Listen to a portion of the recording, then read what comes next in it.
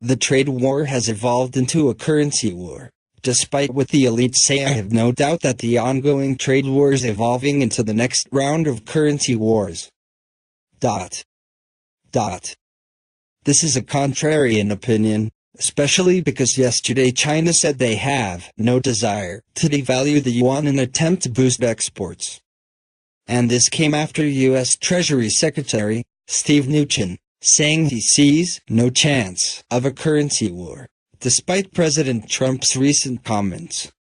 But, as a rule of thumb, when the government tells you there's no chance or no intention of something happening, it's most likely already well underway. So when both the U.S. Treasury and Chinese Finance Ministry shoot down the idea that they will engage in a currency war, you should take it as that's what is coming next.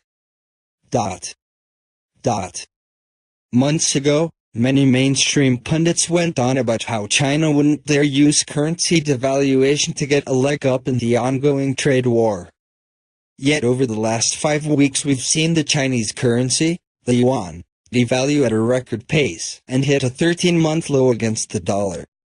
It even outpaced the infamous 2015 devaluation, which triggered violent market turbulence worldwide.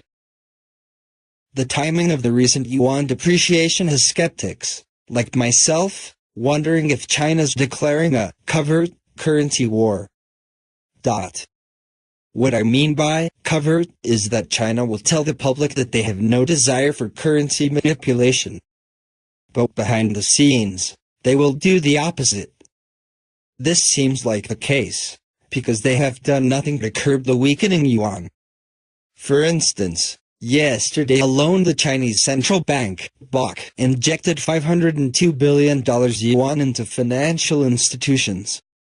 And this comes after last week's stealthy monetary easing, via interest rate cuts, by the BOC, which they hoped markets wouldn't pick up on. For all we know, China has started printing yuan out of thin air and purchasing dollars on the foreign exchange markets, pushing the yuan lower and the dollar higher. Therefore, regardless of what the politicians tell the masses, this trade war is escalating into a currency war. And as both the world's largest economies begin weaponizing their currencies, this will be felt across global markets. The real risk is that we have broad-based unraveling of global trade and currency cooperation. And that is not going to be pretty, said Jens Nordvig, Wall Street's top-ranked currency strategist for 5 years running before founding Exanthi Data LLC in 2016. Trump's recent rhetoric is certainly shifting this from a trade war to a currency war. Especially because the world's reserve currency is the dollar. So any aggressive weakening or strengthening of it will be felt everywhere. Just look at the ugly mess that's plagued the emerging markets since the dollar's 6% rally over the last 6 months, beginning in February. This isn't a coincidence. When the dollar strengthens, all other currencies and commodities will weaken. This is the kind of contagion we can expect from the US versus China currency war. As China weakens the yuan, which in turn makes the dollar stronger, it will wreak havoc on foreign markets and currencies. As of today, the dollar appears overvalued according to the International Monetary Fund (IMF). This no doubt will irritate President Trump as he sits and watches the dollar become further overvalued, affecting U.S. growth and exports. He may retaliate with further tariffs. He already told CNBC that he's ready to slap tariffs on $500 billion worth of Chinese imports. But China won't sit idly by as this happens. They will announce tariffs of their own and continue covertly devaluing the yuan, offsetting any losses. The big questions now are: 1. Will Trump break the taboo of presidents interfering with the Federal Reserve to push monetary policy in the direction he wants? 2. How much longer will he let foreign countries manipulate their currencies to put America last? 3. Is the yuan's recent decline due to market forces, or is China charging ahead with a covert currency war? 4. Will the yuan's depreciation trigger the same kind of global market chaos that followed China's 2015 devaluation? It's becoming clear that the trade war has evolved into a currency war, whether it's deliberate or not. The Chinese yuan will continue being a thorn in Trump's side. And don't forget, Trump's made it clear that you shouldn't go out and tell people your strategy. So, for example, if the Treasury was engaging in a currency war, they wouldn't admit it.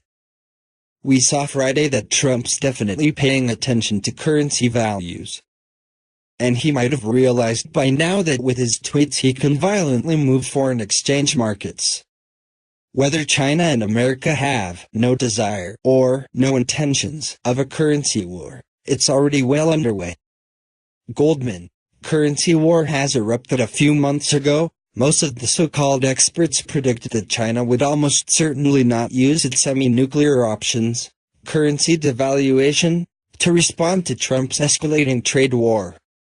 However, as events from the past month have shown, not only is China not shy to use every weapon in its retaliatory arsenal, but the recent yuan devaluation has been the fastest on record, and even prompted Trump to intervene by warning the Fed to become more activist in response to the Chinese currency that is dropping like a rock, even halting rate hikes if that's what it takes.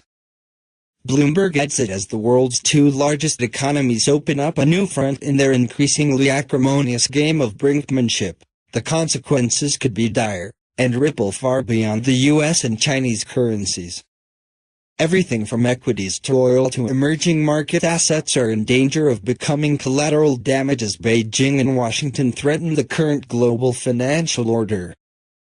The real risk is that we have broad-based unraveling of global trade and currency cooperation, and that is not going to be pretty, said Jens Nordvig, Wall Street's top-ranked currency strategist for 5 years running before founding Exenti Data LLC in 2016.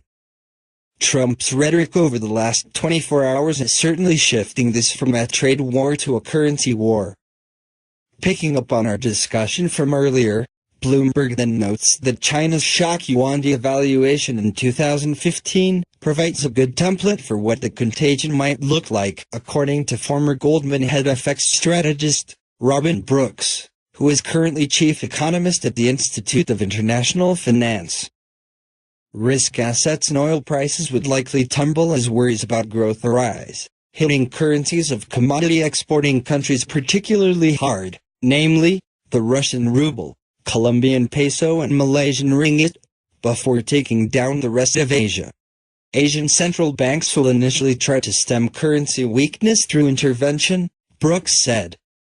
But then Asian central banks will step back, and in my mind, the big underperformer on a 6-month horizon could be Asia. Of course, as both also explained earlier, this has not happened due to the market's belief that the global economy is strong enough, for now, to deflect the deflationary wave set to emerge from China, although that particular assumption could very quickly be put to the test with dire consequences. Now the latest to admit that currency war has erupted is none other than Goldman Sachs, which writes in a note released on Friday afternoon that trade war is evolving into currency war. Goldman economist Zach Pandal explains why President Trump this week brought currency matters to the center of ongoing trade disputes between the U.S. and other economies, stating in a CNBC interview that dollar strength puts the U.S. at a disadvantage, and then commenting on Twitter that the U.S. should be allowed to recapture what was lost due to illegal currency manipulation. Goldman then discusses how Trump's jawboning of the Fed will impact both the Fed's outlook on the global economy and negotiations with foreign nations. The evolution of the conflict to more directly focus on FX would be consistent with how major trade disputes have played out in the past, often involving negotiated dollar weakness as well as the administration's goal of reducing the U.S. trade deficit. We do not think the president's comments on the Fed affect the outlook for U.S. monetary policy. However, they could impact how other countries are approaching trade disputes, either by bringing them to the negotiating table or affecting currency policy directly.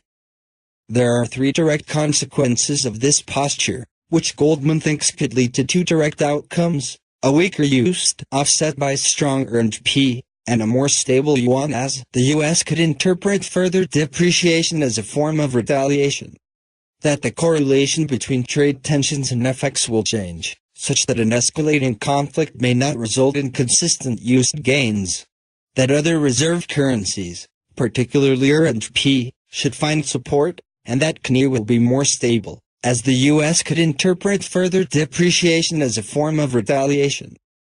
Finally, when analyzing the currency war from the perspective of China, Goldman writes that while it is unclear how Chinese policymakers will respond to the latest comments from the White House, it believes there are two key reasons why any further KNY depreciation would likely be limited and gradual, and why chasing USD/KNY higher is probably the wrong trade. First, capital controls look effective, as the 4% depreciation in the yuan versus the dollar in June only resulted in limited outflow pressures.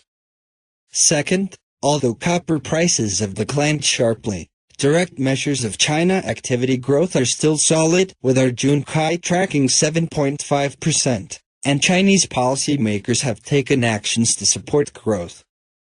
Of course, if Trump's calculus is correct and the trade war inflicts far greater pain on China's economy than most expect, then Beijing will have no choice but to aggressively expand its devaluation, pushing the USD/KNY beyond 7.0, especially if, as Goldman claims, the capital controls firewall is solid and impermeable, to stabilize its rapidly decelerating economy, eventually converging with the market shock scenario of 2015.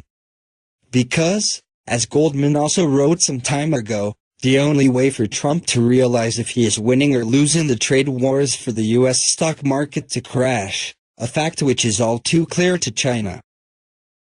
The economy is cracking up. Are you? Economic cracks big enough to drive a car industry into are opening up all over the globe. Trade gaps are opening up between major allies. Widening spreads between the dollar and other currencies are shredding emerging markets. As we start into summer, these cracks and several others described below have become big enough to get everyone's attention, just as I said last year would become the situation. I had, as readers here know, predicted the same for last summer, but revised my timing to this summer after Trump was elected and the hope for tax cuts lit on fire one of the world's greatest stock rallies. Those tax cuts are also creating another rapidly rising gap between government revenue and government spending. That rally died, pretty much as I said it would, almost as soon as those tax cuts became law. In fact, it died a little sooner than I said it would because I thought the tax cuts would provide more economic levity than they have. The Dow and S&P 500, as of last Monday's close, hit their longest correction period since 1984. That's more than half of my lifetime since we saw a correction period last this long. However, now that the trade war is officially engaged, FANGMAN stocks, Facebook, Apple, Netflix, Google, Microsoft, Amazon and Nvidia are taking the market up again. Whether they will undo my prediction that the second leg down in the stock market will occur in early summer remains to be seen. Even so, this past Monday, when nearly every expert fully expected Netflix would blaze the trail upward as markets refocused on earnings, Netflix shares got slammed, down 13% in one mammoth stomp, because it had almost 20% fewer new subscribers than it had projected in April. Other Netflix news, such as revenue, was pretty much as expected or even a little better, meaning the reaction was, well, a bit panicky perhaps. It is what happens when everyone is leaning on the same 7 stocks to save them in the world, and the first one to report has wobbly legs. Netflix blamed the shortfall on its emerging markets, where a strengthening dollar crippled its projected growth. Well, that's still one of those cracks, and that means all is not even well in the FANGMAN stocks. Turns out emerging markets do have contagion that can hammer the United States leading stocks. Trump's election interrupted the establishment's failing economic journey. But, as I said back then, the reprieve would be temporary. The collapse would resume. The Trump rally was due, as David Stockman said, to people getting high on opium. In reality, the Fed's fake recovery was already on a path to failure, which it would take back up as soon as delirious hope gave way to the reality that failure was already baked into the recovery and that tax cuts of the kind Trump was providing would do little more than stimulate the world's greatest wave of stock buybacks so that the insider money could get out of stocks, which it has been doing. As an interesting side note, Team Trump forgot to wipe out a provision in the tax code that allows individuals to pay the corporate tax rate instead of the personal rate if they want to. That provision was made when corporate rates were higher during the Kennedy administration so that people rarely had a reason to opt for the corporate rate. Because Congress forgot to remove that provision, the wealthiest individuals in America can now pay less than the middle class at 21%. But what can you expect? Fed Pops Copper's topper. I've written a lot this year about the Fed's quantitative tightening as being the ultimate guarantee that the economic is going to sink, so I won't write more on that here. I will, however, note the coincidence now with Dr. Copper verifying my diagnosis. As the global economy goes, so goes the price of copper. Thus, copper is called Dr. Copper because it is often watched as a life sign for how the global economy is doing. Copper has finally started falling, after a period of healthy growth during the Trump rally. Here is a graph of what copper prices have done in direct correlation with the Fed's quantitative tightening. It is not that the Fed's actions directly change copper prices, but that, if they hurt the global economy, any downturn there will be reflected in a short time in what happens with the price of copper as demand for copper falls. The price of copper flattened when the Fed began QT and then turned sideways at that level all year. Not long after the Fed's last increase in its rate of QT, copper finally began to fall. If copper is still accurate as an economic gauge, it means global growth, which was rising harmoniously last year, stalled with the Fed's start of QT and, since the start of summer, it has been falling precipitously.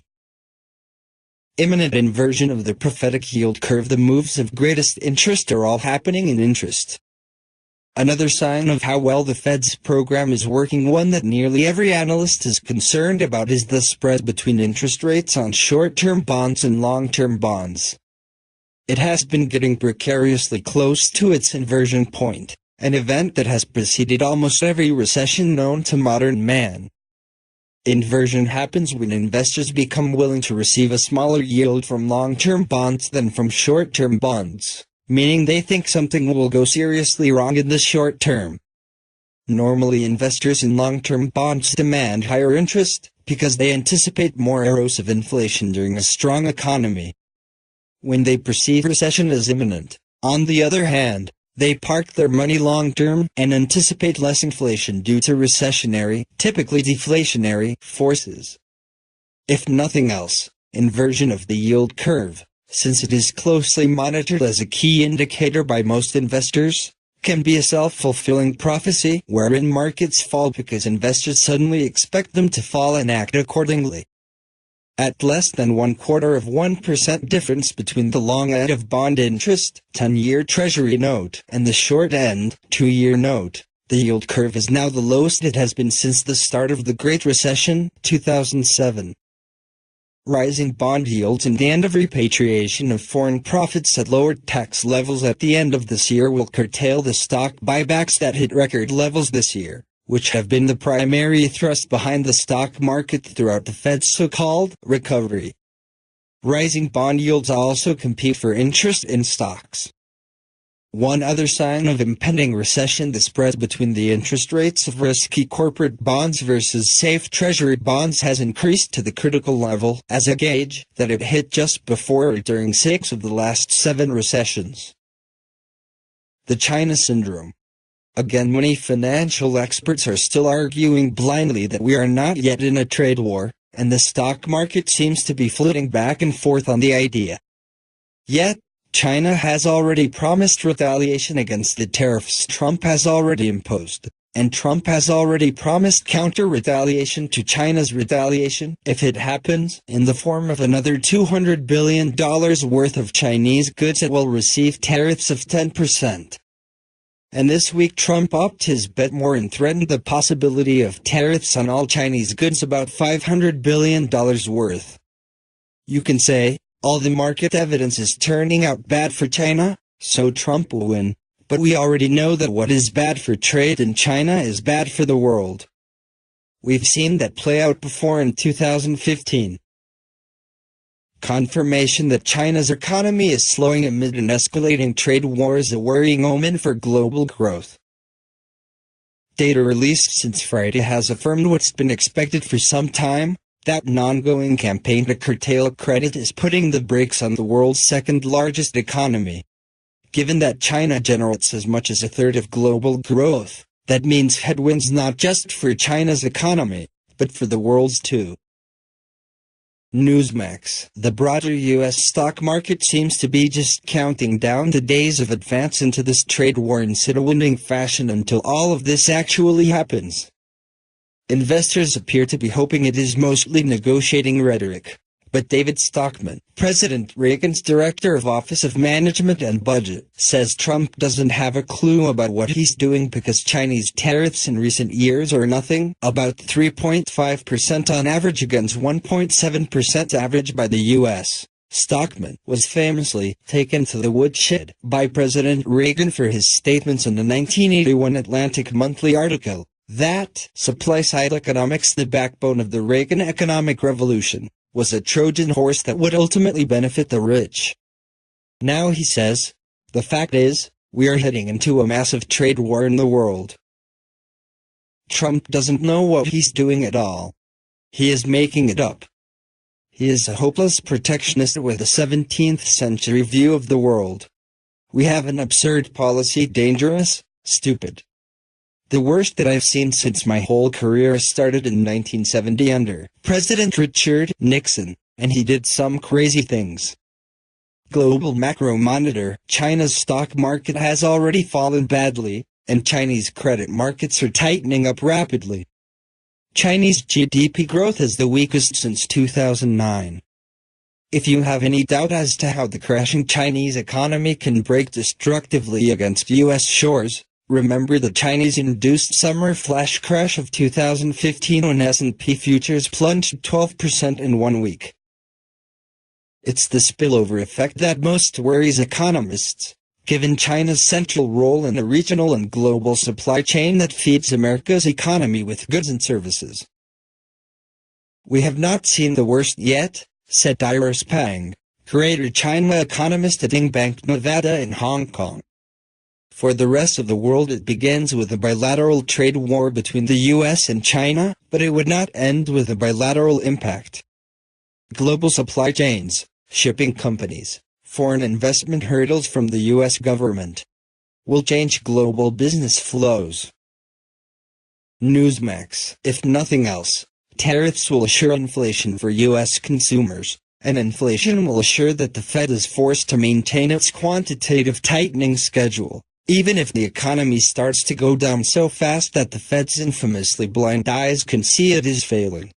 If inflation rises, the Fed will be caught in a corner, forced to continue tightening into a receding economy. For the Fed, that is their nightmare stagflation scenario. Trump tax cuts and ultra-high government spending failed to deliver while the insanely rich are directly pocketing all corporate tax savings via stock buybacks, as they were designed to. Consider how poorly the stock market is doing anyway. All the negative economic facts listed in this article are happening during the largest tax cuts in history. Ineffective. Wages haven't even changed enough this year to keep up with rapidly rising inflation. That means wealth creation, even after the Trump tax cuts, is still failing to trickle down in order to improve consumer spending capabilities. The Organization for Economic Cooperation and Development (OECD) warns that positive employment trends are at risk of being derailed by unprecedented wage stagnation affecting low-paid workers. This is as much true in the US as other parts of the world. Compare wage growth in 2007 to 10 years later. In spite of tax cuts, wage growth in the US falls short of the growth rate in 2007 by more than half. And consider. Explosion of personal debt will lead to personal explosions. One thing that has gone up, even though the stock market is mostly churning sideways and wages are losing to inflation, is personal debt. People here in the 99% where I live make up for the lack of wage growth by taking out more debt to try to maintain a standard of living that our constantly lagging wages will cover. The operative word being maintain, not improve. Financial inequality, meaning here inequality of wealth creating opportunities between the 1% and all the rest, eventually leads to a peasant revolt. I'm not saying we should all have equal wealth, but we are suffering from lack of equal opportunity to create wealth, and the new opportunities are all being hand-delivered to the already wealth. The peasantry doesn't want to revolt by nature, so it takes a lot of oppression to overcome their inertia. But unrestrained greed at the top is getting us there as the stakeholders maintain the tightest stranglehold on wages that they can, while many of the 99% indenture themselves with debt owed to the banksters just to maintain their lifestyle position. Personal indebtedness has climbed from a reasonable move downward during the Great Recession back to an all-time high. Greed has reached its highest level in modern history. Consider that dividends for corporate owners have rarely if ever been higher or more abounding. Stock buybacks have certainly never been higher, which have also filled the pockets of corporate owners, and taxes on corporate earnings are at or near historic lows, as are personal taxes on the wealthy. All of that means corporate owners have never been richer. Now consider that, at the same time, corporations are complaining that they cannot get well-qualified help. But they are also refusing to lift wages in order to get that help. Corporate owners have become so intensely greedy that they will not loosen the grip of their green-stained hands the tiniest bit to let the least thread of a dollar bill escape their grasp in order to get the qualified help they claim their companies need in order to grow. Now that is greed. Corporate tax cuts not paying for themselves, resulting in massive U.S. deficit. According to the latest monthly Treasury statement, the amount collected for individual income taxes throughout the first 9 months of the fiscal year hit a record of $1.3 trillion. But the amount for corporate income taxes, even with record repatriation of accumulated foreign profits, was way down, $68 billion lower than the first 8 months of the last fiscal year. Combining those two facts, the government has in the past 9 months collected less than it has during the same period for any of the previous 5 fiscal years. That tax deficiency, along with Trump's profligate increase in government spending along with a balance of other tax differentials, has left the federal government with a gaping $607 billion break in the budget for the first 9 months of the year. As the trend stands now, June ran an overall $75 billion budgetary gap compared to May's $147 billion deficit. That was, nevertheless, still the second largest June deficit since the pit of the Great Recession. June tax collection under the new Trump tax cuts was down 6.6% year-on-year. Total government debt passed $21 trillion in June. At the start of the Trump administration, it had just passed the eye-popping $20 trillion milestone. Tax amounts are in constant June 2018 dollars. Big gaps are opening up everywhere. U.S. debt problem compounded by rising interest. That problem is compounded with interest. With interest rates rising, the 2-year Treasury note is now the highest it has been since the start of the Great Recession. Total interest paid on the U.S. debt has never been higher, at over $550 billion a year. Half of our massive annual deficit is due to interest on all the previous deficits. I've been warning on my blog that we can expect a blowout in the federal debt to become evident this year under the Trump tax cuts and all of the increased military and stimulus spending, because the ballooning of debt is now finally concurrent with a rapid rise in interest rates. High deficits under Obama were partially papered over with practically non-existent interest. You can see the blowout that has just happened on total interest payments in the graph above. The U.S. government is starting, at last, as I've said it would, to find it more difficult to sell debt. Last month, it saw one of its worst treasury auctions in years. The debt financing struggle right now surges and then relaxes, but the surges of energy required to sell the debt are increasing. U.S. debt problem compounded by fleeing financiers. Another gulf is growing between the U.S. and its fleeing financiers. For about 3 years I've been saying that Russia would divest completely from U.S. treasuries in order to end the hegemony of the U.S. dollar. This is the year in which they have done that. They started back in April and have already divested 4/5 of all their U.S. treasury holdings. Who can blame them, given all the sanctions the U.S. has placed on them? Why would they want to have their sovereign treasure tied up in wealth the U.S. can freeze or seize? And with trade down, what do they need those dollars for? A U.S. Treasury report this week appears to show Russia liquidating dollar assets at a record pace, selling 4/5 of its cache of U.S. government debt, $81 billion worth, over a 2-month period. It started in April, when the U.S. imposed the most onerous sanctions yet on allies of Putin. The release caused a stir in the markets, because neither the Treasury nor the Bank of Russia will comment on the transactions. For Sergei Dubinin, Russia's central bank chief from 1995 to 1998, there's no mystery at all. The sales were simply a prudent hedge against confiscation, a possibility that looks more likely every day. Russia, he said, has learned from Iran's experience and is converting its dollar assets into other currencies to safeguard its reserves against any attempts at seizure. Putin has long railed against the dollar monopoly, even referring to the U.S. as a parasite for living beyond its means. In May, after he was sworn in for a 4th term, Putin went further and called for a break from the dollar to bolster the country's economic sovereignty. Newsmax: Russia was once the United States' second-largest financier. With Russia divesting from U.S. dollars almost entirely now and China setting up the yuan to compete as a global trade currency, and with Iran now selling all of its oil outside the petrodollar market due to U.S. sanctions, the move against the U.S. dollar as a global trade currency is strengthening rapidly.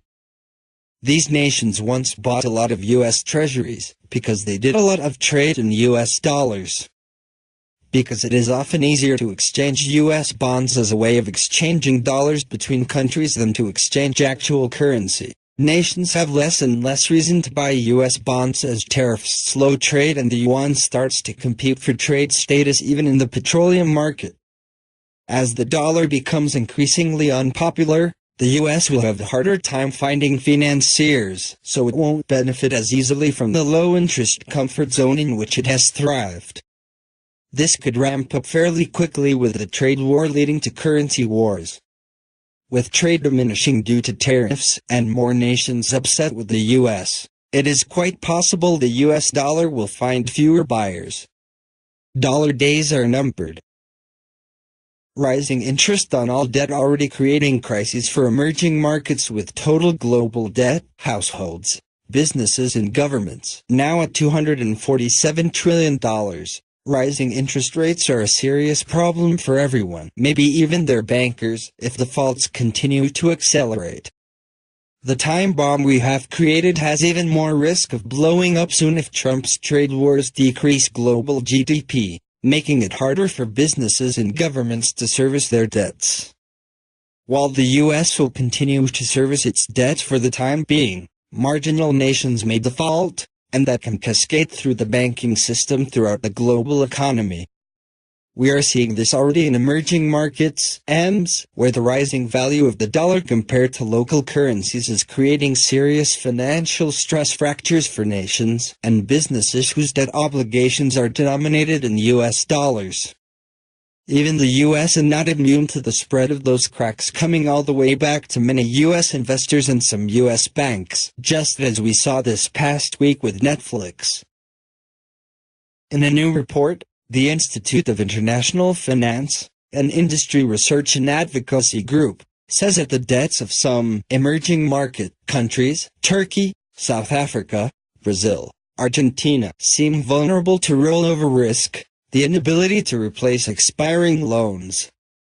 In 2018 and 2019, about $1 trillion of dollar-denominated emerging market debt is maturing, says the IF.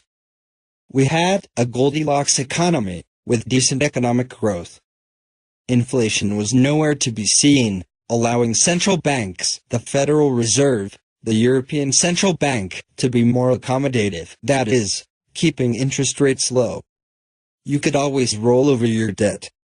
However, the probability of this continuing is much less now.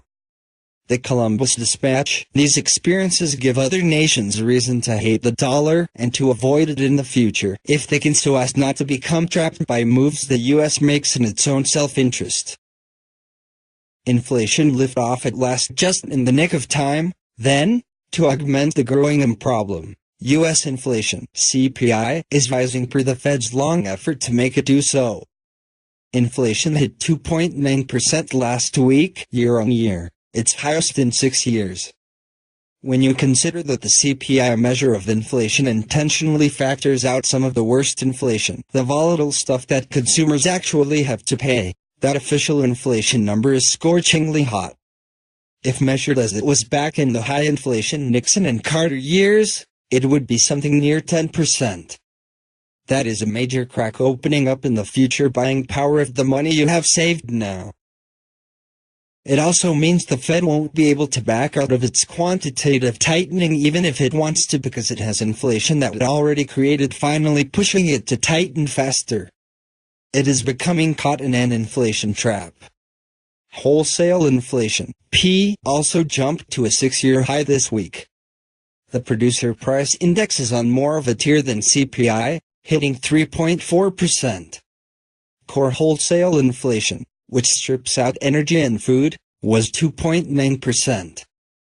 That means that consumer inflation is going to continue to increase as inflation happening among producers gets passed along.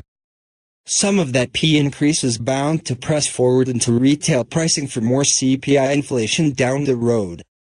How much P inflation affects consumer price inflation depends on how much producers can absorb in order to hold inelastic retail prices down. Remember, if inflation rises, bond interest rises. If bond interest rises, bond prices fall. If bond prices fall, the bond bubble breaks, and down falls baby, bonds and all. That means the Fed, backed into a corner, will be pressed to fight inflation with more quantitative tightening over propping up stocks with a return to quantitative easing, or even just by backing off of QT, because bond bombs hit closer to banks. As things stand now, the Fed has no intention of backing away from QT for a long time.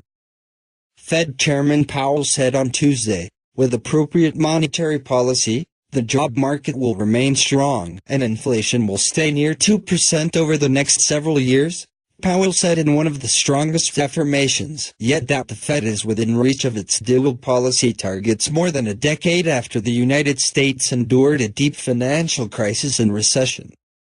The Fed believes that, for now, the best way forward is to keep gradually raising the federal funds rate.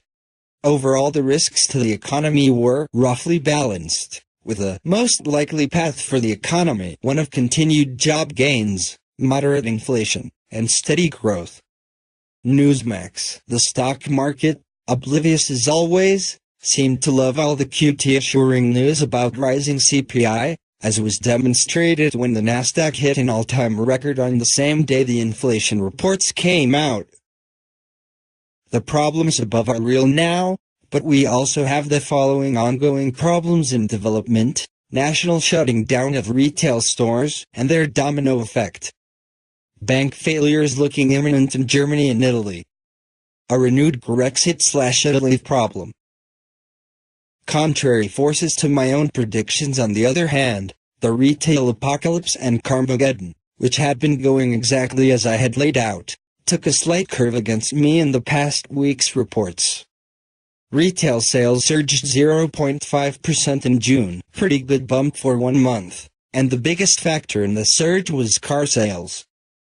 May sales were also revised upward to a 1.3% leap, which was the best performance since last September. Year-on-year, retail was up 6.6%. Reports did not clarify how much of that was online sales versus brick-and-mortar, which is where the retail apocalypse is becoming a sea of troubles.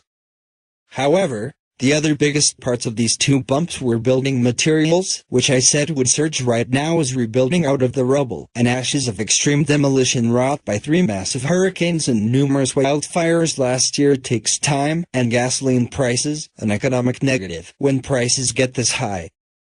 So, the retail bump was not as positive as it seemed to many.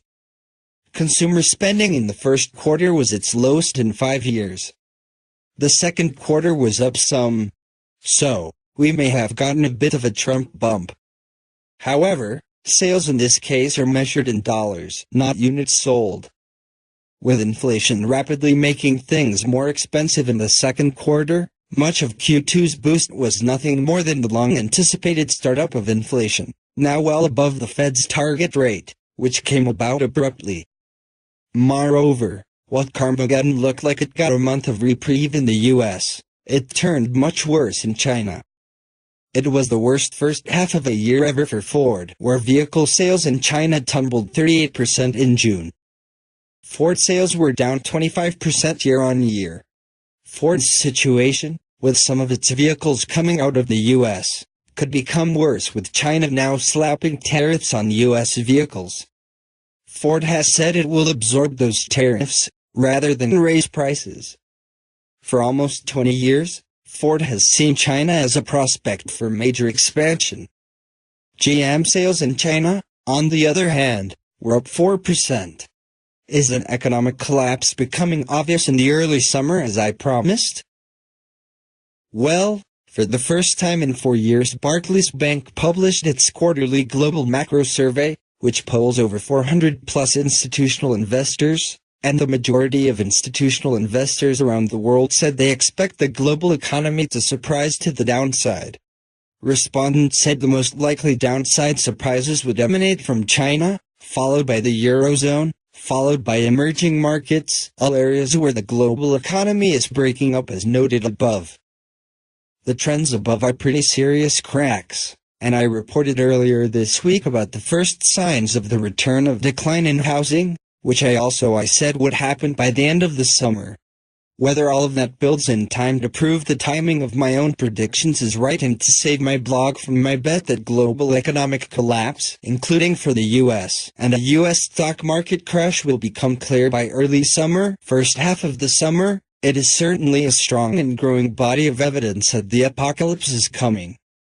My detractors will be cracking up if I miss my mark, but that is a risk I'm willing to take in order to put out the strongest warning I can. Even more than wanting to warn people, I want to continually point out how wrong the path of recovery has been in hopes that some people in the right places will see that truth when the breakup happens. Otherwise, we will wind up repeating it all over again in some even more grotesque manner, including bailing out banksters all over again. Most of all, I hope to end the insidious religiously held belief in trickle-down economics by pointing out how they never have trickled down and pointing out repeatedly in advance that the current trickle-down attempts will not trickle down either and why they will not trickle down. By saying it in advance, maybe people can realize this knowledge was not just a convenient claim after the fact. It was foreseeable. I hope to do my part to end any excuse for continuing to blunder endlessly back down the path that says the best way to make sure of justice for the poor and the middle class is to take care of the rich, for they are the wealth creators and the job creators. That is obscene nonsense. Shame on any who continue to believe it after so many proofs that it does not work. I am not for wealth redistribution, but neither do I believe for a second that the 1% have ever paid a greater share of their income in taxes than the middle class, due to their loopholes and the fact that they make most of their money speculating in stocks at lower capital gains rates. nor do I believe in giving the lion's share of tax breaks in a manner that applies 99% of the benefits toward helping the wealthy 1% get richer. Anyone should have been able to see the breaks were designed to go to stock buybacks. That path will never create a wealth effect for any of the rest of us. It will help your retirement fund if you don't hold the money in stocks long enough to lose it again, but it does nothing to help you and your family until then. When the social fabric is torn with the masses revolting against the next bankster bailouts, I want the greedy bastards to know they could have and should have seen that their own greed was leading us inexorably down this path. Greed contents the seeds of its own destruction, but it takes a fire to make those seeds germinate. And, unfortunately, we are on a path that could easily lead to a great conflagration all over the world, because greed has been repeatedly honored with bailouts and tax breaks in the most rewarding positions in government, to where I believe greed has grown worse than it has ever been in modern history. So, I'd rather go down in flames by betting all my last 5 years riding on what I am saying now than just slip silently and chronically into an everlasting hell of whining about the economy. Mostly unheard. If I do go down in flames, maybe what I've said will be a little more memorable when the collapse comes. That said, the growing number of major economic cracks all over this planet indicate that the next leg down in the stock market could still happen in time to save me from my bet. These gaps in the global economy are finally no longer going unnoticed. People are starting to look around and wonder if things are going to fall apart. Even the largest financial institutions in the world have finally started revising their economic outlooks for the economy, US and global, downward. The apocalypse is coming. I haven't climbed up on my housetop to shout it, but I am shouting it from here. No one listens to people on my housetop anyway.